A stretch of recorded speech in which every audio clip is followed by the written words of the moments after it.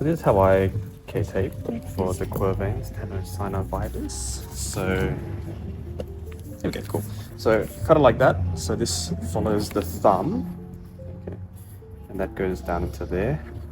So what I would do is always leave a little bit of tension, a part without tension, just so they don't blister and there's no pressure sores. Cutting up. And then leaving majority of the thumb without tension as well. So try to hold extension if you can. If you can't hold that position, I would get them to like hold onto like a towel or a pillow. So following the tendon all the way up to the top. And then if they're getting really severe pain around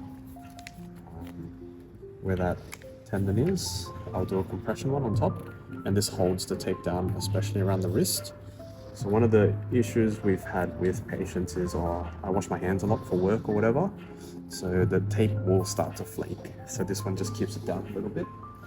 And then I would also add, I've usually used the trimmings, but they're in the bin already, so.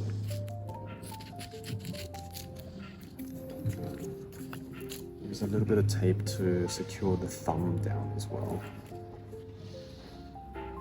Usually relatively proximal. And that's how I'll tape the Quervains. If they're a bigger person, I might do 2 layers. But do you feel much with that? I didn't put a significant amount of stretch on it, but yeah. Yeah, it facilitates the extension and kind of stretch on wrist, ulnar deviation with thumb flexion. Yeah. So I'd normally use a bit more tension. Okay, so this is your technique on how to tape the Quervains.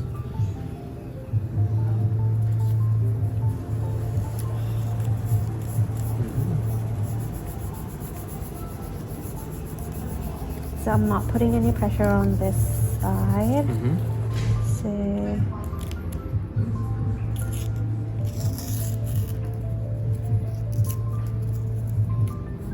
you know what, I did it like here. I'm giving 20% of stretch. Okay. And lock it there. I want you to make a fist.